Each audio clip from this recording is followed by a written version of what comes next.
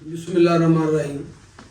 अल्लाहुम्मा सल्लि अला सय्यिदिना मुहम्मदिन व आलिहि व इतरतिहि बेदादे कुल्ले मिल्ला का अस्तगफिरुल्लाह अल्लज़ी ला इलाहा इल्ला हुवल हय्युल क़य्यूम व अतूबु इलैहि या हय्यु या क़य्यूम या हय्यु या क़य्यूम बरहमतिक अस्तगीस।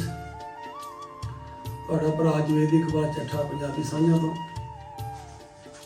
ਅਸੀਂ ਰਿਆਸਤ ਹਾਸਰਪੁਰ ਤਹਿਸੀਲ ਵਿੱਚ ਇੱਕ ਐਸੀ ਹਸਤੀ ਕੋਲ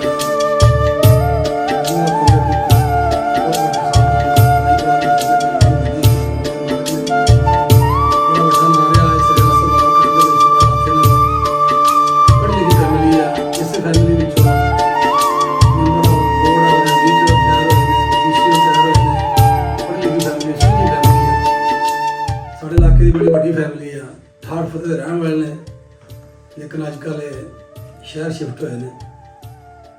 अज असीं इन्हां नाल गपशप लवांगे कि रियासत विच कदों आए, किहड़ियां मुसीबतां तुसीं रियासत बात कीती, कदों तुहानूं अलॉटमेंट होई। ते जी साडा चैनल एक पंजाबी चैनल असीं ताकि असीं आए पंजाब दे, पंजाब तो उठ के सारे आए हैं। ते जिहड़ी मां बोली जबान होवे असीं भुलना नहीं चाहुंदे। प्योर पंजाबी बोलते हैं, बड़ा पंजाबी बड़ा है इन्हां दा साडे इलाके विच। दो जगह ने, एक हथाड़ ते कताड़। हथाड़ दे विच लोग जिहड़े ने रियासत बाद होने पहले दे बैठे ने, ते जिहड़े लोग असीं पंजाब चों उठ के आए हैं वो असीं आण के हथाड़ दा इलाका जिथे टिब्बे सन सारे आबाद करके फसलां लैण लगे, बड़ियां मेहनतां कीतियां, 2 पीढ़ियां साडी खा गईयां इत्थे। असीं चाचा जी साडे मुमताज चौधरी मुमताज साहब ने ठाठ फतेह दे बड़े नाले बंदे ने, बड़े सुलझे बंदे ने, बड़े पढ़े लिखे माशाअल्लाह। रिटायर ने अपना बैंक मैनेजर नेशनल बैंक चो। अज इन्हें गपशप मारांगे। अस्सलाम वालेकुम चाचा जी। वालेकुम सलाम। की हाल जी? सेहत ठीक है? शुक्र अल्लाह दा, बिल्कुल ठीक। तुसीं कितों आण के बाद इत्थे होए? किहड़ा जिला पिछला अपना सारा? मेरा पिछला जिला हैगा जी हिंदुस्तान दे विच साडा जिला हैगा सीगा गुरदासपुर। गुरदासपुर जी। उतों मतलब साडे जिहड़े पेरेंट्स सन वो बहुत देर पहले यानी 1901-2 ਦੇ ਵਿੱਚ ਉੱਥੋਂ ਆਏ ਨੇ। ਇੱਥੇ ਜਿਹੜਾ ਹੈਗਾ ਬਹਾਵਲਪੁਰ ਤਹਿਸੀਲ ਹਾਸਰਪੁਰ ਦੇ ਵਿੱਚ ਮੇਰੇ ਵਾਲਿदैन ਆਏ ਨੇ। ਸਾਲ 1941 'ਚ ਰਕਬਾ ਖਰੀਦਿਆ ਇੱਥੇ ਇਹਨਾਂ ਨੇ। ਅੱਛਾ। ਤੇ ਉਦੋਂ ਹੀ ਇੱਥੇ ਆ ਗਏ ਨੇ।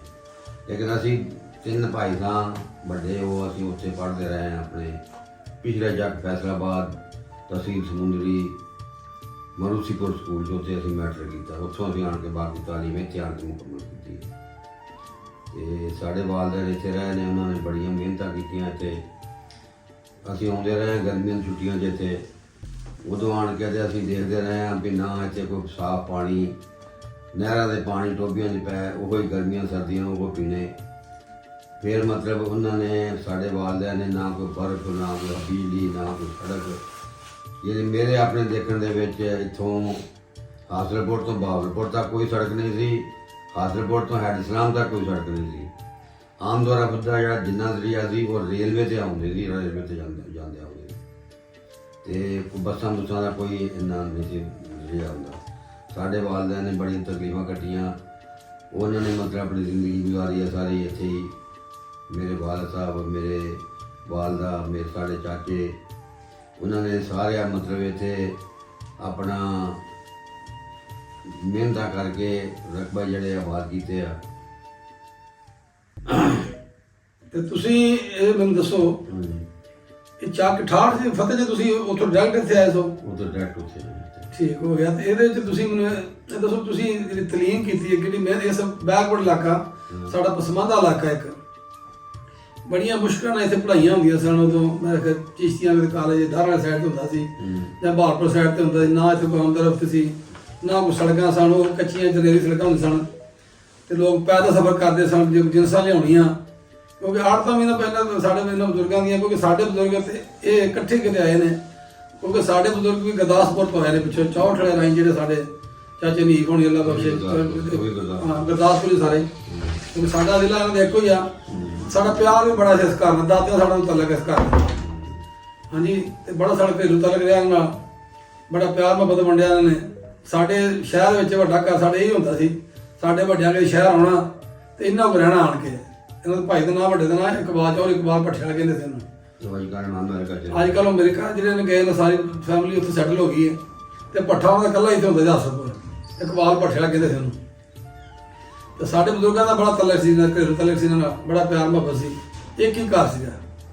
ਤੇ ਇਹਨਾਂ ਨੇ ਇਸ ਰਿਆਸਤ ਵਿੱਚ ਆਪਣੀ ਸਾਖ ਚੰਗੀ ਬਣਾ ਕੇ ਰੱਖੀ, ਬੱਚੇ ਵੀ ਪੜ੍ਹਾਏ, ਆਪ ਵੀ ਅੱਛੀ ਜਗ੍ਹਾ ਤੇ ਮਤਲਬ ਸ਼ੁਰੂ ਤੋਂ ਮਾਸ਼ਾਅੱਲਾ ਸਟੇਬਲ ਨੇ, ਫਾਈਨੈਂਸ਼ੀਅਲ ਤੌਰ ਤੇ ਠੀਕ ਰਹੇ ਹੁਣ ਤੱਕ। ਇੱਕ ਕਿਸੇ ਨੂੰ ਦੁੱਖ ਨਹੀਂ ਦਿੱਤਾ, ਪਿਆਰ ਮੁਹੱਬਤ ਵੰਡਿਆ ਸਾਡੇ ਭਰਾ ਬਜ਼ੁਰਗਾਂ ਸਾਡਿਆਂ ਨੇ। ਤੇ ਅਸੀਂ ਹੁਣ ਇਹ ਪੁੱਛਾਂਗੇ ਤੁਹਾਨੂੰ ਵੀ ਇਸ ਇਲਾਕੇ ਦੇ ਵਿੱਚ ਆਪਾਂ ਰਹਿ ਰਹੇ ਹਾਂ, ਹੁਣ ਕਮੀ ਕਿਹੜੀ ਚੀਜ਼ ਦੀ ਇੱਥੇ ਹੈਗੀ ਹੈ, ਇਹ ਤਾਂ ਦੱਸੋ ਜ਼ਰਾ। ਕਿਉਂਕਿ ਅਸੀਂ ਲੋਕਾਂ ਨੇ ਫਸਲਾਂ ਵੀ ਚੁੱਕਨੇ, ਹਰ ਤਰ੍ਹਾਂ ਦੀ ਫਸਲ ਹੁੰਦੀ ਹੈ, ਕਮੀ ਕਿਹੜੀ ਚੀਜ਼ ਦੀ ਇੱਥੇ ਹੈਗੀ ਜਿਹੜੀ ਸਾਨੂੰ ਨਹੀਂ ਪੂਰੀ ਹੋ ਰਹੀ? ਕੌਮੀ ਸਿਆਸੀ ਤੌਰ ਦੇ ਉੱਤੇ ਇੱਥੇ ਜਿੰਨੇ ਵੀ ਸਿਆਸਤਦਾਨ ਆਏ ਨੇ ਉਹਨਾਂ ਨੇ ਇਲੈਕਸ਼ਨ ਲੜਿਆ ਹੈ, ਆਪਣੇ ਆਪਣੇ ਘਰਾਂ 'ਚ ਚਲੇ ਗਏ ਨੇ। ਦੂਸਰੇ ਪਾਣੀ ਦੀ ਵੀ ਤਕਲੀਫ ਹੈਗੀ ਆ, ਨਹਿਰ ਦੇ ਪਾਣੀ ਜਿਹੜਾ ਵਾ ਉਹ ਰੈਗੂਲਰ ਨਹੀਂ ਚੱਲਦਾ। ਅਵਾਰਾ ਬੰਦੀਆਂ ਨਹੀਂ ਇੱਥੇ, ਨਹਿਰਾਂ ਸਾਡੇ ਦੋ ਨੇ ਇੱਥੇ, ਨਹਿਰ ਫਤਿਹ ਤੇ ਨਹਿਰ ਮੁਰਾਦ। ਵਾਰਾ ਨੂੰ ਪਾਣੀ ਆਉਂਦਾ ਹੈ। ਪਾਣੀ ਤੇ ਉਹ ਹੀ ਆ ਜਿਹੜਾ ਪਹਿਲੇ ਚੱਲਦਾ ਸੀ ਜਦੋਂ ਸਾਡੇ ਵਾਲਦੇਨ ਇੱਥੇ ਆਏ ਆ, ਮਤਲਬ ਉਹ ਤਕਰੀਬਨ 90 ਤੱਕ 85-90 ਤੱਕ ਪਾਣੀ ਠੀਕ ਚੱਲਦਾ ਰਿਹਾ। ਲੇਕਿਨ ਹੁਣ ਪਾਣੀ ਦੀ ਚੋਰੀ ਇੰਨੀ ਹੁੰਦੀ ਹੈ, ਪਿੱਛੇ ਮੋਗੇ ਟੁੱਟੇ ਹੋਏ ਸਾਰੇ, ਕੋਈ ਪੁੱਛਣ ਦੱਸਣ ਵਾਲਾ ਕੋਈ ਨਹੀਂ ਗਿਆ ਇੱਥੇ। ਜਿੰਨੇ ਮਤਲਬ ਮਹਿਕਮਾ ਨਹਿਰ ਵਾਲੇ ਆ ਉਹ ਮਤਲਬ ਰਾਲ ਮਿਲ ਕੇ ਮੋਗੇ ਮਾਗੇ ਤੋੜ ਕੇ ਤੇ ਟੇਲਾ ਦੇ ਪਾਣੀ ਬਹੁਤ ਘੱਟ ਪਹੁੰਚਦਾ, ਇਹ ਬੜੀ ਤਕਲੀਫ ਆ। ਦੂਜੇ ਅੱਜ ਕੱਲ੍ਹ ਖਾਦ ਨਹੀਂ ਮਿਲ ਰਹੀ, ਖਾਦ ਦੀ ਬੜਾ ਪ੍ਰੋਬਲਮ। ਅਸਲ ਗੱਲ ਜਿਹੜੀ ਆ ਸਾਡੇ ਜਿਹੜੀ ਮਹਿੰਗਾਈ ਹੈ ਚਾਚਾ ਜੀ ਸਾਡੇ ਇੱਥੇ ਹੋਈ ਹੈ ਨਾ, ਉਹਨੇ ਕਮਰ ਤੋੜਦੀ ਹੈ, ਜ਼ਿਮੀਂਦਾਰ ਪਿਸ ਗਿਆ। ਯਾਨੀ ਕਿ ਕੋਈ ਕੁਝ 2-3 ਸਾਲ ਜ਼ਿਮੀਂਦਾਰ ਵਾਸਤੇ ਚੰਗੇ ਆਏ ਸਨ, ਰੇਟ ਵੀ ਠੀਕ ਸੀ, ਫਸਲ ਵੀ ਠੀਕ ਹੁੰਦੀ ਸੀ, ਬਾਰਿਸ਼ਾਂ ਵੀ ਹੁੰਦੀਆਂ ਸਨ, ਅੱਲਾ ਦੀ ਰਹਿਮਤ ਸੀ ਇਸ ਮੁਲਕ ਤੇ। ਕੋਈ ਪਤਾ ਨਹੀਂ ਕੀ ਅਜ਼ਾਬ ਆ ਗਿਆ ਸਾਡੇ ਇਸ ਮੁਲਕ ਦੇ ਉੱਤੇ, ਹਰ ਬੰਦੇ ਨਾਲ ਮਤਲਬ ਗੁਰਬਤ ਹੀ ਗੁਰਬਤ ਛਾ ਗਈ ਆ। ਜੇ ਚੰਗਾ ਭਲਾ ਖਾਣ ਪੀਣ ਦਾ ਬੰਦਾ ਹੈ ਸੀ ਤੇ ਉਹ ਵੀ ਜਵਾਰਾ ਥੱਲੇ ਆ ਗਿਆ, ਕਰਜ਼ੇ ਥੱਲੇ ਆ ਗਿਆ। ਵੇਖ ਲਓ ਤੁਸੀਂ ਆਪਾਂ ਕਪਾਹ ਲੋਕਾਂ ਦੇ ਘਰ ਪਈਆਂ ਜੀ, ਹਾਂਜੀ, ਤੇ ਤੁਸੀਂ ਅੱਗੋਂ ਉਹਨਾਂ ਦਾ ਰੇਟ ਵੇਖ ਲਓ, ਕੋਈ ਕਪਾਹ ਲੈਂਦਾ ਹੀ ਕੋਈ ਨਹੀਂ। ਹਰ ਜਗ੍ਹਾ ਜਿਹੜੀ ਮਤਲਬ ਤੁਸੀਂ ਮਹਿੰਗਾਈ ਜਿਹੜੀ ਕੋਈ 12-13 ਹਜ਼ਾਰ ਦੀ ਖਾਦ 15-16 ਹਜ਼ਾਰ ਲੱਭਣ ਡਈ ਆ ਜਿਹੜੀ ਹੈਗੀ ਉਹ ਸਾਡੇ ਇੱਥੇ ਮੰਡੀ ਦੇ ਵਿੱਚ ਪਹਿਲੇ 10,000 300 200 300 ਨੂੰ ਵਿਕ ਗਈ ਹੈ। ਹੁਣ ਉਸ ਤੋਂ ਬਾਅਦ 7,000 ਨੂੰ ਵੀ ਕੋਈ ਨਹੀਂ ਪਹੁੰਚਦਾ। ਹੁਣ ਫਿਰ ਥੋੜਾ ਜਿਹਾ ਕੋਈ ਰੇਟ ਬਣਿਆ, ਮੇਰਾ 7,500-8,000 ਤੱਕ ਦੇ। ਫਿਰ ਜਿਹੜੀ ਮੱਕੀ ਆ, ਮੱਕੀ 27-2800 ਨੂੰ ਵਿਕਦੀ ਰਹੀ ਆ, ਉਹ 12-1300 ਰੇਟ ਦਾ 11-1200 ਰੁਪਏ ਦਾ ਰੇਟ ਆ, ਵੀ ਪੁੱਛਦਾ ਕੋਈ ਨਹੀਂ, ਲੈਂਦਾ ਕੋਈ ਨਹੀਂ ਉਹਨੂੰ। ਇਸੇ ਤਰ੍ਹਾਂ ਰਾਇਆ ਵਾ ਉਹ 2-2.5 ਰੁਪਇਆ ਟੁੱਟ ਗਿਆ ਹੈ। ਤੇ ਜ਼ਿਮੀਂਦਾਰ ਦਾ ਜਿਹੜਾ ਜਿਹੜੀਆਂ ਫਸਲਾਤ ਜ਼ਿਮੀਂਦਾਰ ਦੀਆਂ ਨੇ ਉਹ ਮਤਲਬ ਉਹਦਾ ਰੇਟ ਘੱਟ ਰਹੇ ਨੇ। ਲੇਕਿਨ ਜਿਹੜੀ ਇਹ ਹੈਗੀ ਆ ਖਾਦ ਵਗੈਰਾ ਜਾਂ ਪੈਸਟੀਸਾਈਡ ਆ, ਜੋ ਡੀਜ਼ਲ ਆ, ਇਹਦਾ ਰੇਟ ਜਿਹੜਾ ਦਿਨ ਦਿਨ ਵੱਧ ਰਿਹਾ ਨੇ। ਇਸ ਵਾਸਤੇ ਜ਼ਿਮੀਂਦਾਰ ਜਿਹੜਾ ਪਿਸ ਰਿਹਾ ਹੈ। ਹਾਂ, ਤੁਸੀਂ ਪਹਿਲੇ ਸਾਨੂੰ ਦੇਖਦੇ ਰਹੇ ਅਸੀਂ ਕਿ ਜਿਹੜਾ ਡੀਜ਼ਲ ਦਾ ਰੇਟ ਸੀਗਾ ਉਹ ਪੈਟਰੋਲ ਨਾਲ ਬਹੁਤ ਘੱਟ ਹੁੰਦਾ ਸੀ। ਹੁਣ ਡੀਜ਼ਲ ਦਾ ਰੇਟ ਜਿਹੜਾ ਪੈਟਰੋਲ ਨਾਲ ਜ਼ਿਆਦਾ ਹੈ। ਹਾਲਾਂਕਿ ਡੀਜ਼ਲ ਨੂੰ ਘਟਾਉਣਾ ਚਾਹੀਦਾ, ਗਵਰਨਮੈਂਟ ਨੂੰ ਰੇਟ ਜ਼ਿਮੀਂਦਾਰ ਨੂੰ ਫਾਇਦਾ ਹੋਵੇ, ਜ਼ਿਮੀਂਦਾਰ ਨੂੰ ਫਾਇਦਾ ਹੋਵੇ। ਗਰੀਬ ਆਦਮੀ ਡੀਜ਼ਲ ਦੇ ਉੱਤੇ ਬੱਸਾਂ ਦੇ ਉੱਤੇ ਡੀਜ਼ਲ ਚੱਲਦਾ ਹੈ। ਅੱਛਾ ਜੀ, ਤੁਹਾਡੇ ਸਹੂਲਤ ਬਣ ਗਈ ਆ ਕਿ ਅੱਧੇ ਰੁਪਇਆ ਰਕਮਾਂ ਚੋਰਾ ਮਜ਼ਦੂਰੀਆਂ ਕਰਦਾ ਫਿਰਦੇ ਬੰਦੇ, ਮਜ਼ਦੂਰੀਆਂ ਕਰਦੇ। ਹਾਂਜੀ, ਉਹਨਾਂ ਕੋਲੋਂ ਸ਼ਹਿਰ ਕੋ ਨਹੀਂ, ਘਰ ਜੇ ਕੋਈ ਡੰਗਰ ਨੂੰ ਰੱਖਿਆ ਤਾਂ ਮਸਾ ਪੱਠੇ ਪੁੱਠੇ ਪੂਰੇ ਕਰਦੇ ਜਵਾਰੇ ਦੇ ਬੜਾ ਸਿਰ ਲਗਾ ਕੇ ਬੈਠੇ ਨੇ। ਹਾਲਾਤ ਬਹੁਤ ਖਰਾਬ ਹੋਏ ਸਾਡੇ ਇਸ ਮੁਲਕ ਦੇ ਹੀ, ਹਾਸੋਪੁਰ ਦੇ ਦੂਰ ਆਪਣਾ ਦੂਰ ਦੀ ਗੱਲ, ਮਤਲਬ ਪੂਰੇ ਮੁਲਕ ਦਾ ਹਾਲਾਤ ਖਰਾਬ ਹੋਏ। ਬੈਕਵਰਡ ਇਲਾਕਾ ਜੀ ਇੱਥੇ। ਤੁਸੀਂ ਜਦੋਂ ਇੱਥੇ ਆਏ ਹੋ ਹਾਸੋਪੁਰ ਦੇ ਵਿੱਚ, ਕਿੰਨੀ ਕੁ ਆਬਾਦੀ ਹੁੰਦੀ ਸੀ ਉਦੋਂ? ਨਹੀਂ, ਉਦੋਂ ਬਹੁਤ ਥੋੜੀ ਆਬਾਦੀ ਹੁੰਦੀ ਸੀ। ਮੈਂ ਅੱਜ ਹਾਸੋਪੁਰ ਸ਼ਹਿਰ ਹੈ ਨਾ, ਇਹ ਮੈਨੂੰ ਪਤਾ ਵਾ ਜਿਹੜਾ ਚੌਕ ਫੁਹਾਰਾ ਵਾ ਉੱਥੋਂ ਲੱਗ ਕੇ ਤੇ ਸ਼ਾਹ ਹੋਟਲ ਤੱਕ, ਤੇ ਇਹ 2 ਬਾਜ਼ਾਰ ਸੀ। ਜੇ ਗੱਲਾ ਮੰਡੀ ਦੇ ਵਿੱਚ ਮੇਰਾ ਖਿਆਲ ਜਿਹੜੀ ਹੁਣ ਗੱਲਾ ਮੰਡੀ ਦੀ ਦੁਕਾਨਾਂ ਨਾ, ਇਹ ਤੀਸਰਾ ਹਿੱਸਾ ਦੁਕਾਨਾਂ ਹੁੰਦੀਆਂ ਇਹਦੇ ਉੱਤੇ। ਇਹਦਾ ਮੀਂਹ ਸ਼ੇਰਮੰਦ ਵਾਲੀ ਜਿਹੜੀ ਬਾਈ ਹੈ ਸਾਰੀ ਖਾਲੀ ਹੁੰਦੀ ਸੀ। ਇਹ ਜਿਹੜੀ ਹੈਗੀ ਆ ਇੱਧਰ ਦੱਖਣ ਵਾਲੇ ਪਾਸੇ ਜਿਹੜੀ ਬਾਈ ਹੈ ਉਹ ਵੀ ਖਾਲੀ ਹੁੰਦੀ ਸੀ। ਇਹ ਬਾਅਦ 'ਚ ਬਣੀਆਂ, ਸਾਰੀਆਂ ਬਾਅਦ 'ਚ ਬਣੀਆਂ। ਜੇ ਰੇਤ ਸਾਰੀ ਉੜ ਕੇ ਅੰਦਰ ਆਉਂਦੀ ਹੁੰਦੀ ਸੀ। ਇਹ ਸਾਡੇ ਵਹਿੰਦੇ ਤੁਸੀਂ ਨਾ, ਮੈਂ ਜਾਂਦੇ ਹੁੰਦੇ ਰਹੇ ਨਾ, ਛੋਟੇ ਹੁੰਦੇ ਸਨ ਤੇ ਸ਼ਾਹ ਗਿਲਾ ਚ ਇਹ ਇਸ ਤੋਂ ਟਿੱਬੇ ਤੇ ਹੁੰਦਾ ਸੀ, ਸਾਰਾ ਟਿੱਬਾ ਹੀ ਟਿੱਬਾ ਹੁੰਦਾ ਸੀ। ਜਿਹੜੀ ਆਬਾਦੀ ਸਾਰੀ ਸ਼ਾਹ ਗਿਲਾ ਬਹੁਤ ਦੂਰ ਦੀ ਗੱਲ। ਜਦੋਂ ਆ ਜਾਣਾ ਇੱਥੋਂ ਮੰਡੇ ਗੱਲਾਂ ਮੰਡੀ ਨਿਕਲਣਾ ਤੇ ਸਾਹਮਣੇ ਜਨਾਬ ਨਜ਼ਰ ਆਉਣਾ। ਹੁਣ ਅਸੀਂ ਮੈਂ ਸਾਰੇ ਅਦਾਰਿਆਂ ਨੂੰ, ਮੁੱਖ ਅਦਾਰਿਆਂ ਨੂੰ ਰਿਕੁਐਸਟ ਕਰਾਂਗਾ ਚਾਚਾ ਜੀ ਦੇ ਥਰੂ ਕਿ ਇੱਕ ਤੇ ਜ਼ਿਮੀਂਦਾਰ ਮਿਹਰਬਾਨੀ ਕਰੋ, ਜ਼ਿਮੀਂਦਾਰ ਹੋ ਗਿਆ, ਇੱਕ ਤੇ ਇਹਨਾਂ ਦੇ ਜਿੰਸ ਦੇ ਰੇਟ ਤੇ ਟਾਈਮ ਨਾਲ ਤੇ ਖਾਸ ਸਪਰੇ ਜਿਹੜੀ ਹੈ ਨਾ, ਅੱਲਾ ਦਾ ਨਾਮ ਨੂੰ ਰਿਕੁਐਸਟ ਕਰਨੀ, ਮਿਹਨਤ ਵੀ ਕਰਨੀ ਤੁਹਾਡੀ। ਜ਼ਿਮੀਂਦਾਰ ਖੁਸ਼ਹਾਲ ਹੈ ਤੇ ਸਾਡਾ ਮੁਲਕ ਖੁਸ਼ਹਾਲ ਹੈ। ਅਸੀਂ ਰੁਲ ਗਏ ਹਾਂ, ਹੁਣ ਤੁਹਾਨੂੰ ਦੱਸ ਨਹੀਂ ਸਕਦੇ ਹੈਗੇ ਜੋ ਹਾਲਾਤ ਘਰਾਂ ਦੇ ਹੋਏ ਨੇ। ਲੋਕ ਦੁੱਧ ਵੇਚ ਕੇ ਗੁਜ਼ਾਰਾ ਕਰਨ ਦੇ, ਆਪਣਾ ਖਰਚਾ ਪੂਰਾ ਕਰ ਲਏ ਨੇ। ਡੰਗਰ ਜਿਹੜੇ ਲੋਕਾਂ ਨੇ ਵੇਚ ਕੇ ਆਪਣੇ ਬਿੱਲ ਵੀ ਤੇ ਭਰਦੇ ਹੀ ਨਹੀਂ, ਮਹਿੰਗਾਈ ਹੋ ਗਈ ਹੈ। ਸਾਡੀਆਂ ਪਸਮਾਨਦਾ ਇਲਾਕਾ ਸਾਡਾ, ਜਿਹੜਾ ਅਸੀਂ ਇਸ ਟਾਈਮ ਹਰ ਫਸਲ ਉਗਾਉਂਦੇ ਹਾਂ ਔਰ ਹਰ ਫਸਲ ਬਿਹਤਰੀਨ ਫਸਲ ਹੁੰਦੀ ਸਾਡੇ ਇੱਥੇ, ਠੀਕ ਹੈ ਨਾ। ਪੰਜਾਬ ਸਾਡੇ ਮਾਮਲੇ 'ਚ ਕੁਝ ਵੀ ਨਹੀਂ ਸੀ ਹੈਗਾ, ਹੁਣ ਹਰ ਤਰ੍ਹਾਂ ਦੀ ਫਸਲ ਹੁੰਦੀ ਹੈ। ਲੋਕਾਂ ਨੇ ਮਿਹਨਤ ਕਰਕੇ ਰਕਬੇਬਾਦ ਕਰਕੇ, ਕੋਈ ਨਹਿਰਾਂ ਦੇ ਕੋਲ ਮਿੱਠੇ ਪਾਣੀ ਦੇ ਟਿਊਬਲ ਲਾ ਕੇ ਆਪਣੇ ਰਕਬੇ ਨੂੰ ਆਬਾਦ ਕੀਤਾ ਤੇ ਸੰਬੰਧ ਕੀਤਾ ਆਪਣੀ ਮਦਦ ਆਪ ਤਹਿਤ। ਕੋਈ ਗੌਰਮੈਂਟ ਸਹੂਲਤਾਂ ਵੀ ਨਹੀਂ ਦਿੱਤੀਆਂ ਇੱਥੇ ਇਸ ਇਲਾਕੇ 'ਚ ਵੀ ਟਿਊਬਲ ਲਾ ਦਿਓ, ਕੋਈ ਐਸੀ ਚੀਜ਼ ਆਪਣਾ ਸੋਧਰ ਤੇ ਚੀਜ਼ ਲਾ ਦੇ, ਕੋਈ ਨਹੀਂ। ਜ਼ਿਮੀਂਦਾਰ ਮਿਹਨਤੀ ਲੋਕ ਸਨ, ਪੰਜਾਬ 'ਚ ਉੱਠ ਕੇ ਆਏ ਸਨ, ਮਿਹਨਤ ਦੇ ਆਦੀ ਸਨ, ਇਮਾਨਦਾਰ ਲੋਕ ਨੇ, ਪਿਆਰ ਕਰਨ ਵਾਲੇ ਲੋਕ ਨੇ। ਇਸ ਰਿਆਸਤ ਵਿੱਚ ਆ ਕੇ ਰਿਆਸਤ ਨੂੰ, ਇਸ ਇਲਾਕੇ ਨੂੰ ਆਬਾਦ ਕੀਤਾ। ਨਵਾਬ ਸਾਹਿਬ ਨੇ ਵੀ ਬੜਾ ਤਾਮਨ ਕੀਤਾ, ਲੋਕਲੀ ਕੌਮਾਂ ਨੇ ਬੜਾ ਤਾਮਨ ਕੀਤਾ, ਸਾਨੂੰ ਇਸ ਰਿਆਸਤ ਆਬਾਦ ਕਰਨ ਦੇ ਵਿੱਚ ਬੜੀ ਹੈਲਪ ਕੀਤੀ ਸਾਡੀ। ਤੇ ਅਸੀਂ ਹੁਣ ਚਾਚਾ ਜੀ ਨੂੰ ਰਿਕੁਐਸਟ ਕਰਾਂਗੇ ਕਿ ਜਿਹੜੀ ਕੋਈ ਸਾਡੀ ਕੋਈ ਹੈ ਮਾੜੀ ਚੰਗੀ ਅਦਾਰਿਆਂ ਨੂੰ ਰਿਕੁਐਸਟ ਕਰ ਦਿਓ ਕਿ ਮਹਿੰਗਾਈ ਵੀ ਆਪਣੇ ਇਸ ਲੈਵਲ ਤੇ ਲੈ ਕੇ ਆਓ। ਜੋ ਇਹ ਚੀਜ਼ ਜ਼ਰੂਰਤ ਹੈ ਕਿ ਪਸਮਾਨਦਾ ਇਲਾਕੇ ਦੀ ਪੜ੍ਹਾਈਆਂ ਨੇ, ਕਾਲਜ ਆ, ਕੋਈ ਮਤਲਬ ਯੂਨੀਵਰਸਿਟੀਆਂ ਲੈਵਲ ਤੱਕ ਕਿ ਅੱਛੀ ਪੜ੍ਹਾਈ ਜਾ ਕੇ ਲਾਹੌਰ ਘੱਲੀਏ, ਅਸੀਂ ਇਸਲਾਮਾਬਾਦ ਘੱਲੀਏ, ਅਸੀਂ ਕਰਾਚੀ ਘੱਲੀਏ, ਕਿ ਹੋਰ ਜਗ੍ਹਾ ਸਾਡੇ ਇੱਥੇ ਤਹਿਸੀਲ ਲੈਵਲ ਤੇ ਵੀ ਮਤਲਬ ਕੋਈ ਯੂਨੀਵਰਸਿਟੀ ਹੋਣੀ ਚਾਹੀਦੀ ਹੈ ਇੱਥੇ। ਬਿਲਕੁਲ, ਹਾਲਾਂਕਿ ਜਗ੍ਹਾ ਸਾਡੇ ਕੋਲ ਬਹੁਤ ਪਈ ਆ, ਬਾਫਰ ਜਗ੍ਹਾ ਪਈ ਹੋਈ ਆ, ਬੇਬਾਕ ਟਿੱਬਾ ਸਾਰਾ ਵਿਹਲਾ ਪਿਆ ਹੈ, ਸਾਰਾ ਵਿਹਲਾ ਪਿਆ, ਉੱਥੇ ਲੋਕ ਐਵੇਂ ਕਬਜ਼ੇ ਕਰਨ ਆਏ ਆ। ਉਹ ਉੱਥੇ ਕੋਈ ਯੂਨੀਵਰਸਿਟੀ ਬਣ ਜਾਏ, ਕੋਈ ਕਾਰਖਾਨਾ ਲੱਗ ਜਾਵੇ, ਕੋਈ ਰੋਜ਼ਗਾਰ ਬਣ ਜਾਵੇ, ਆਪਣਾ ਗਰੀਬ ਬੰਦਿਆਂ ਦਾ ਕੋਈ ਰੋਜ਼ਗਾਰ ਬਣ ਜਾਵੇ।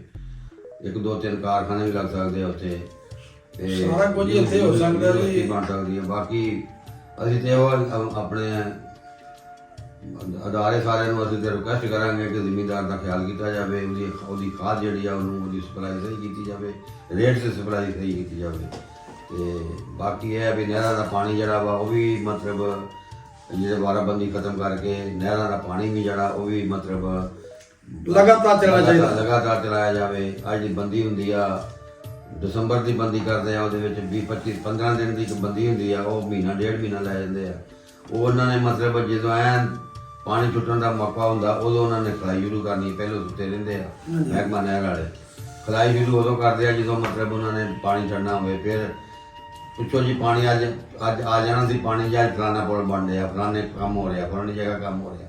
ਉਹ ਕੰਮ ਤੁਸੀਂ ਟਾਈਮ ਨਾਲ ਸ਼ੁਰੂ ਕਰੋ ਤਾਂ ਕਿ ਜ਼ਿਮੀਂਦਾਰ ਨੂੰ ਪਾਣੀ ਮਿਲੇ, ਉਹ ਆਪਣੀ ਫਸਲ ਨੂੰ ਪਾਣੀ ਲਓ।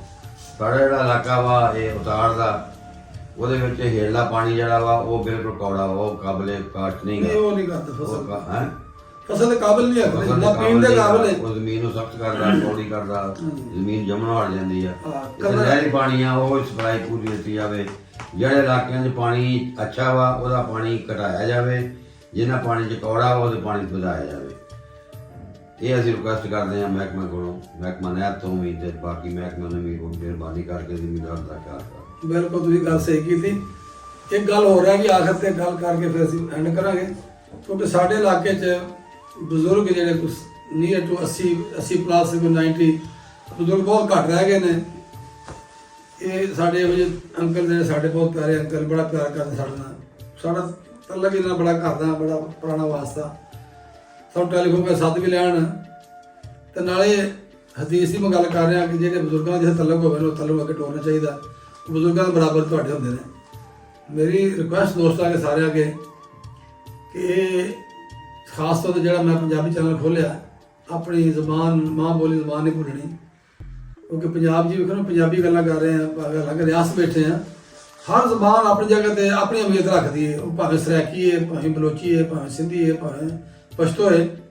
ਲੇਕਿਨ ਜਦੋਂ ਵੀ ਤੁਸੀਂ ਵੇਖੋਗੇ 2 ਪਠਾਨ ਬੈਠੇ ਹੋਣ, 2 ਬਲੋਚੀ ਬੈਠੇ ਹੋਣ, 2 ਸਿੰਧੀ ਬੈਠੇ ਹੋਣ, ਆਪਸ 'ਚ ਗੱਲ ਕਰਨਗੇ, ਸਿੰਧੀ ਆਪਸ ਦੋਵੇਂ ਸਿੰਧੀ ਗੱਲ ਕਰਨਗੇ। 2 ਪਠਾਨ ਬੈਠੇ ਹੋਣ, ਵਿੱਚ ਪੰਜਾਬੀ ਬੈਠਾ ਹੋਊ ਤਾਂ ਉਹਨੇ ਪੰਜਾਬੀ ਨਹੀਂ ਬੋਲਣੀ, ਨਾ ਉਰਦੂ ਬੋਲਣੀ, ਆਪਸ 'ਚ ਗੱਲ ਕਰਨਗੇ ਤੇ ਬਲੋਚ ਆਪਣਾ ਪਠਾਨੀ 'ਚ ਕਰਨਗੇ ਗੱਲ। ਇਹ ਸਭ ਬਲੋਚਿਸਤਾਨ ਦੀ ਗੱਲ ਹੈ। ਸਾਨੂੰ ਅਸੀਂ ਬੱਚੇ ਪੜ੍ਹਾ ਰਹੇ ਬਾਹਰ ਜਾ ਕੇ, ਲੇਕਿਨ ਅਸੀਂ ਨਾ ਆਪਣੀ ਜ਼ਬਾਨ ਤੋਂ ਦੂਰ ਹੋ ਗਏ ਹਾਂ। ਮਤਲਬ ਇਸ ਹਿਸਾਬ ਦਾ ਕਿ ਨਾ ਪੰਜਾਬੀ ਰਹਿ ਗਿਆ ਤਾਂ ਨਾ ਉਰਦੂ ਬੋਲ ਸਕਦਾ, ਅੱਧੀ ਇੰਗਲਿਸ਼ ਬੋਲਦਾ, ਅੱਧੀ ਪੰਜਾਬੀ ਬੋਲਦਾ, ਅੱਧੀ ਉਰਦੂ ਬੋਲਦਾ। ਸਾਨੂੰ ਚਾਹੀਦਾ ਕਿ ਆਪਣੀ ਮਾਂ ਬੋਲੀ ਜ਼ਬਾਨ ਨੂੰ ਨਹੀਂ ਭੁੱਲਣਾ ਚਾਹੀਦਾ। ਮਾਵਾਂ ਲੋਕ ਨਹੀਂ ਭੁੱਲਦੇ, ਤੇ ਕੌਮਾਂ ਤਰੱਕੀ ਉਹ ਕਰਦੀਆਂ ਨੇ ਜਿਹੜੀ ਆਪਣੀ ਜ਼ਬਾਨ ਨਾਲ ਪਿਆਰ ਕਰਦੀਆਂ। ਤੇ ਅਸੀਂ ਬੜਾ ਸ਼ੁਕਰਗੁਜ਼ਾਰ ਚਾਚਾ ਜੀ ਨੇ ਸਾਨੂੰ ਟਾਈਮ ਦਿੱਤਾ। ਅੱਜ ਮੈਨੂੰ ਆਪ ਘਰ ਚੱਲ ਕੇ ਇੱਥੇ ਆਇਆ, ਤੇ ਸਾਡੇ ਬਜ਼ੁਰਗ ਦੇ ਨਾਲ ਇੱਕ ਮਿਲਣ ਦਾ ਬਹਾਨਾ ਹੁੰਦਾ ਹੈ। ਇਹ ਚੈਨਲ ਚੂਨਲ ਕਾਹਦੇ ਹੁੰਦੇ ਨੇ, ਬਸ ਆਵੇਂ ਇੱਕ ਮਿਲਣ ਦਾ ਬਹਾਨਾ, ਗੱਪਸ਼ਪ ਹੋ ਜਾਂਦੀ ਹੈ, ਯਾਦ ਤਾਜ਼ਾ ਹੋ ਜਾਂਦੀ ਬਜ਼ੁਰਗਾਂ ਦੀ। ਮੈਂ ਵੈਸੇ ਵੀ ਇਹਨਾਂ ਨੂੰ ਟੈਲੀਫੋਨ 'ਤੇ ਰਾਬਤਾ ਰਹਿੰਦਾ ਮੇਰਾ, ਕਿਉਂਕਿ ਮੇਰੇ ਵੱਡਿਆਂ ਦੇ ਜਿਹੜੇ ਨੇ ਮੈਨੂੰ ਨਜ਼ਰ ਆਉਂਦੇ ਵਿੱਚੋਂ ਵੱਡੇ ਸਾਰੇ ਇਹਨਾਂ ਦੇ, ਸਾਡੇ ਚਾਚੇ, ਸਾਡੇ ਤਾਏ, ਸਾਡੇ ਬਜ਼ੁਰਗ, ਇਹਨਾਂ ਦੇ ਟੋਲੀ ਵਾਰ ਸਨ, ਸਾਰੀ ਉਮਰ ਇਕੱਠੇ ਗਏ। ਤੇ ਜਦੋਂ ਮੈਂ ਇਹਨਾਂ ਨੂੰ ਵੇਖਦਾ ਮੈਨੂੰ ਫਿਰ ਬਜ਼ੁਰਗ ਦੀ ਯਾਦ ਆ ਜਾਂਦੀ, ਯਾਦ ਤਾਜ਼ਾ ਹੋ ਜਾਂਦੀ ਹੈ, ਗੱਪਸ਼ਪ ਲੱਗ ਜਾਂਦੀ, ਦਿਲ ਨੂੰ ਸਕੂਨ ਹੋ ਜਾਂਦਾ। ਤੇ ਮੈਂ ਸਾਰੇ ਦੋਸਤਾਂ ਅੱਗੇ ਰਿਕੁਐਸਟ ਕਰਾਂਗਾ ਕਿ ਸਾਰੇ ਪੰਜਾਬ ਦੇ ਲੋਕ ਜਿਹੜੇ ਨੇ ਸਾਡੇ ਭਰਾ ਆਪਣੀ ਜ਼ੁਬਾਨ ਨਾ ਭੁੱਲਣ, ਆਪਣੀ ਜ਼ੁਬਾਨ ਦੇ ਵਿੱਚ ਗੱਲ ਕਰਨ, ਬੱਚਿਆਂ ਨੂੰ ਤਰਬੀਅਤ ਜ਼ੁਬਾਨ ਦੀ ਪੰਜਾਬੀ। ਠੀਕ ਆ, ਮਜਬੂਰੀ ਹੈ ਕਿਤੇ ਉਰਦੂ ਬੋਲਣਾ, ਕਿਤੇ ਇੰਗਲਿਸ਼ ਬੋਲਣਾ, ਲੇਕਿਨ ਪੰਜਾਬ ਆ, ਉਹਦੇ ਵਿੱਚ ਸਾਨੂੰ ਪੰਜਾਬੀ ਬੋਲਣੀ ਚਾਹੀਦੀ ਆ। ਤੇ ਤਰੱਕੀ ਕੌਮਾਂ ਉਹੀ ਕਰਦੀਆਂ ਜਿਹੜੀ ਆਪਣੀ ਜ਼ੁਬਾਨ ਨਾਲ ਪਿਆਰ ਕਰਦੀਆਂ ਨੇ। ਇਹਦੇ ਨਾਲ ਹੀ ਮੈਂ ਇੱਕ ਗੱਲ ਕਰਨਾ ਭੁੱਲ ਗਿਆ ਸਾਂ ਕਿ ਮੈਂ ਅੱਜ ਇੱਕ ਜਗ੍ਹਾ ਤੇ ਚੈਨਲ ਵੇਖਦਾ ਪਿਆ ਸਾਂ ਜਿਹਦੇ ਵਿੱਚ old house, Fatima old house ਦਾ ਮੈਂ ਨਜ਼ਰ ਤੋਂ ਗੁਜ਼ਰਿਆ ਕਿ ਜਿੱਥੇ ਸਾਡੀਆਂ ਮਾਵਾਂ, ਸਾਡੀਆਂ ਭੈਣਾਂ ਬੁਢਾਪੇ ਵਿੱਚ ਆਣ ਕੇ ਔਲਾਦ ਨੂੰ ਛੱਡ ਜਾਂਦੀ, ਜਿਹਨੂੰ ਅਸੀਂ ਪੜ੍ਹਾਉਣ 'ਚ ਬੜਾ ਕੁਝ ਕਰਨੇ ਆ, ਜਾਂ ਪਾ ਕੇ ਜਵਾਨ ਕਰਨੇ ਆ, ਉਹਨਾਂ ਪਿੱਛੇ ਕਰਜ਼ੇ ਲੈ ਕੇ ਉਹਨੂੰ ਪੜ੍ਹਾਈਦਾ, ਬੜੀ ਯੂਨੀਵਰਸਿਟੀ ਪੜ੍ਹਾਈਦਾ, ਬੜੀ ਸ਼ੌਰ ਦੇਈਦਾ। ਦੀਨ ਦੀ ਕਮੀ ਦੀ ਦੂਰੀ ਦੀ ਵਜ੍ਹਾ ਤੋਂ ਸਾਡੇ ਮਤਲਬ ਇਹ ਹਾਲਾਤ ਹੋਇਆ ਕਿ ਸਾਡੇ ਵਾਲਿਆਂ ਨੂੰ ਬੁਢਾਪੇ ਵਿੱਚ ਅਸੀਂ ਸਪੋਰਟ ਕਰਨਾ ਚਾਹੀਦਾ। ਸਾਡੇ ਅੱਜ ਕੱਲ੍ਹ ਨਿਆਣੇ, ਪੜ੍ਹੇ ਲਿਖੇ ਨਿਆਣੇ ਜਿਹੜੇ ਯੂਨੀਵਰਸਿਟੀ ਪੜ੍ਹਦੇ, ਜਿਹਨਾਂ ਨੂੰ ਅਸੀਂ ਸਮਝਦੇ ਬਈ ਆਲਾ ਤਲੀਮ ਇਸਤੇਮਾਲ ਕਰਦੇ ਨੇ ਪੜ੍ਹਨ। ਆਲਾ ਤਲੀਮ ਕੋਈ ਵੀ ਇਹ ਮੈਂ ਸਮਝਦਾ ਹੈਗਾ ਵੀ ਡਾਕਟਰ ਬਣ ਕੇ ਤੇ ਆਲਾ ਤਲੀਮ ਹੋ ਗਈ, ਇੰਜੀਨੀਅਰ ਬਣ ਕੇ ਆਲਾ ਤਲੀਮ ਹੋ ਗਈ। ਅਸਲ ਤਲੀਮ ਤੁਹਾਨੂੰ ਅਦਬ ਸਿਖਾਉਂਦੀ ਹੈ, ਪਿਆਰ ਸਿਖਾਉਂਦੀ ਹੈ, ਮੁਹੱਬਤ ਸਿਖਾਉਂਦੀ ਹੈ, ਤੁਹਾਨੂੰ ਹੁਨਰ ਸਿਖਾਉਂਦੀ ਹੈ, ਤੁਹਾਨੂੰ ਜੀਣ ਦਾ ਵੱਲ ਸਿਖਾਉਂਦੀ ਹੈ, ਤੁਹਾਨੂੰ ਵਾਲਿਆਂ ਦਾ ਇਹਤਰਾਮ ਸਿਖਾਉਂਦੀ ਹੈ, ਵੱਡੇ ਨਿੱਕੇ ਦੀ ਪਹਿਚਾਣ ਸਿਖਾਉਂਦੀ ਹੈ। ਅਸੀਂ ਉਹ ਤੋਂ ਦੂਰ ਹੋ ਗਏ ਹਾਂ। ਐਸੀ ਤਲੀਮ ਜਿਹੜੀ ਮੈਂ ਨਹੀਂ ਸਮਝਦਾ ਕੋਈ ਤਲੀਮ ਹੈਗੀ ਜਿਹੜੀ ਤੁਸੀਂ ਸਮਝਦੇ ਹੋ ਕਿ ਜਨਾਬ ਮਤਲਬ ਬੱਚਾ ਹਲ ਪੜ੍ਹ ਕੇ ਇੰਜੀਨੀਅਰ ਬਣ ਗਿਆ ਜੀ, ਪੈਂਟ ਪਾਈ ਫਿਰਦਾ ਜੀ, ਉਹ ਜੀ ਇੰਗਲਿਸ਼ ਲਿਖਦਾ ਜੀ, ਇੰਗਲਿਸ਼ ਬੋਲਦਾ ਜੀ, ਉਹ ਐਨਕਾਂ ਲਾਈ ਫਿਰਦਾ ਜੀ, ਉਹ ਗੱਡੀ ਵੱਡੀ ਲਈ ਫਿਰਦਾ। ਮੈਂ ਨਹੀਂ ਸਮਝਦਾ ਕੋਈ ਹੈਗਾ, ਕੋਈ ਗੱਲ ਨਹੀਂ ਹੈ। ਤੁਹਾਡੀ ਆਖਰਤ ਵਾਸਤੇ ਤੁਸੀਂ ਚਾਹੁੰਦੇ ਹੋ। ਤੇ ਮੈਂ ਜਿਹੜਾ ਪ੍ਰੋਗਰਾਮ ਵੇਖਿਆ ਬੜਾ ਨਾ ਦੁੱਖ ਹੋਇਆ, ਮੈਨੂੰ ਇੰਨਾ ਦੁੱਖ ਹੋਇਆ ਕਿ ਮਾਵਾਂ ਸਾਡੀਆਂ ਜਿਹੜੀਆਂ ਬੁਢਾਪੇ 'ਚ 70-80 ਸਾਲ ਦੀਆਂ ਹੁੰਦੀਆਂ ਨੇ, ਅਸੀਂ ਜਾ ਕੇ ਉਹਨੂੰ ਓਲਡ ਹਾਊਸ ਛੱਡ ਆਉਂਦੇ ਹਾਂ। ਕਿਉਂ ਬਈ? ਉਹ 10-11-12 ਨਿਆਣੇ ਪਾਲ ਸਕਦੀਆਂ ਨੇ, ਤੇ ਤੁਸੀਂ ਜਿਹੜੇ 10-12 ਨਿਆਣੇ ਨੇ ਤੁਸੀਂ ਮਾਂ ਨੂੰ ਪਾਲ ਸਕਦੇ? ਕਮਾਲ ਹੋ ਗਈ ਯਾਰ। ਅੱਛਾ ਜੀ, ਕੋਈ ਗੱਲ ਉਹ ਕਰ ਲੈਣੀ, ਸ਼ਰਮ ਆਉਂਦੀ ਹੈ ਸਾਡੇ। ਅਸੀਂ ਮੁਸਲਮਾਨ ਹਾਂ, ਮੁਸਲਮਾਨ ਇਹ ਜੇ ਸਾਡਾ ਇਸਲਾਮ ਦਾ ਦੀਨ ਸਾਨੂੰ ਇਹ ਸਿਖਾਉਂਦਾ ਕਿ ਤੁਸੀਂ ਵਾਲਦਾਂ ਨੂੰ ਜਾ ਕੇ ਸੁੱਟੋਗੇ ਇਹਦੇ ਬੂਹੇ ਤੇ, ਤੁਹਾਨੂੰ ਮਰਨਾ ਨਹੀਂ, ਤੁਸੀਂ ਹਿਸਾਬ ਨਹੀਂ ਦੇਣਾ। ਤੁਹਾਨੂੰ ਪਤਾ ਨਹੀਂ ਹੈਗਾ ਕਿ ਦੁਨੀਆ ਉੱਤੇ ਤੁਸੀਂ ਕਾਹਦੇ ਵਾਸਤੇ ਭੇਜੇ ਗਏ ਹੋ। ਆਬਾਦ ਵਾਸਤੇ ਤਾਂ ਅੱਲਾਹ ਤਾਲਾ ਫਰਿਸ਼ਤੇ ਬਹੁਤ ਸਨ। ਇਹੋ ਹਕੂਕਲ ਬਾਤ, ਆਪਣੇ ਵੱਡਿਆਂ ਦਾ ਖਿਆਲ, ਇਨਸਾਨੀਅਤ, ਆਪਣੇ ਵਾਲਿਦਾਂ ਦੇ ਇੱਜ਼ਤ ਇਹਤਰਾਮ, ਖੁਦਾ ਦਾ ਨਾਮ ਮੰਨੋ, ਆਪਣੇ ਵਾਲਿਦਾਂ ਦੀ ਇੱਜ਼ਤ ਕਰਿਆ ਕਰੋ, ਇਹਤਰਾਮ ਕਰਿਆ ਕਰੋ, ਉਹਨਾਂ ਨਾਲ ਪਿਆਰ ਕਰਿਆ ਕਰੋ, ਮੁਹੱਬਤ ਕਰਿਆ ਕਰੋ। ਕੁਰਾਨ ਦੇ ਵਿੱਚ ਵੀ ਫਰਮਾਇਆ ਗਿਆ ਕਿ ਵਾਲਿਦਾਂ ਨੂੰ ਉਫ ਤੱਕ ਲਗਾਓ, ਪਰ ਸਭ ਤੋਂ ਛੋਟਾ ਜਿਹਾ ਲਫ਼ਜ਼ ਉਫ ਆ ਜਿਹੜਾ ਕੁਰਾਨ 'ਚ ਦੱਸਿਆ। ਅਸੀਂ ਗਾਲਾਂ ਵੀ ਕੱਢਦੇ ਹਾਂ, ਧੱਕੇ ਵੀ ਮਾਰਨੇ ਆ, ਬੁਰਾ ਭਲਾ ਵੀ ਕਹਿੰਦੇ ਆ, ਸਮਝ ਆ ਗਈ ਨਾ, ਤਾਨੇ ਵੀ ਦਿੰਦੇ ਉਹਨੂੰ। ਮੈਂ ਸਾਰੇ ਦੋਸਤਾਂ ਅੱਗੇ, ਮੁਸਲਮਾਨ ਭਰਾਵਾਂ ਅੱਗੇ ਰਿਕੁਐਸਟ ਕਰਨਾ, ਮਿਹਨਤ ਕਰਨਾ, ਬੁਢਾਪੇ 'ਚ ਮਾਂ ਪਿਓ ਦਾ ਖਿਆਲ ਕਰਿਆ ਕਰੋ। ਕਿ ਤੁਸੀਂ ਓਲਡ ਹਾਊਸ, ਮਿਹਰਬਾਨੀ ਕਰਕੇ ਓਲਡ ਹਾਊਸ ਦੇ ਲੋਕਾਂ ਅੰਗਰੇਜ਼ਾਂ ਬਣਾਏ, ਉਹਨਾਂ ਦੇ ਵੇਖ ਕੇ ਅਸੀਂ ਸ਼ੁਰੂ ਕਰਦੇ ਨੇ। ਸਾਡੇ ਤੋਂ ਮੁਸਲਮਾਨ ਆ, ਅਸੀਂ ਤਾਂ ਕਹਿੰਦੇ ਸਾਨੂੰ ਖਿਦਮਤ ਦਾ ਮੌਕਾ ਲੱਭੇ। ਵਾਲਿਆਂ ਦੀ ਖਿਦਮਤ ਕਰੋ, ਰਾਤ ਨੂੰ ਉਹਦੇ ਨਾਲ ਪਿਆਰ ਕਰੋ, ਮੁਹੱਬਤ ਕਰੋ, ਉਹਨੂੰ ਖਾਣਾ ਦਿਓ। ਜਦੋਂ ਤੁਹਾਨੂੰ ਨਿੱਕੇ ਨਿੱਕੇ ਹੁੰਦੇ ਆ ਮੁਰਗੀਆਂ ਤੋੜ ਤੁਹਾਡੇ ਮੂੰਹ 'ਚ ਪਾਉਂਦੇ ਸਨ। ਹਾਂਜੀ, ਇਸ ਤਰ੍ਹਾਂ ਦਾ ਮਤਲਬ ਸਭ ਲੋਕ ਉਹਨਾਂ ਦਾ ਜਿਹੜਾ ਬੁਢਾਪਾ ਉਹ ਸਭ ਬਚਪਨ ਆ ਗਿਆ। ਹੁਣ ਦਿਲ ਨਾਲ ਦਿਖਾਓ ਕਿਸੇ ਦਾ, ਜੰਨਤ ਲੈਣੀ ਤੁਸੀਂ ਚਾਹੁੰਦੇ ਹੋ ਨਾ, ਤੇ ਮਿਹਰਬਾਨੀ ਕਰੋ, ਆਪਣੇ ਵਾਲਿਆਂ ਦਾ ਖਿਆਲ ਕਰੋ, ਇੱਜ਼ਤ ਕਰੋ, ਇਹਤਰਾਮ ਕਰੋ। ਇਹਦੇ ਨਾਲ ਇਜਾਜ਼ਤ ਚਾਹਾਂਗੇ। ਅੱਲਾਹ।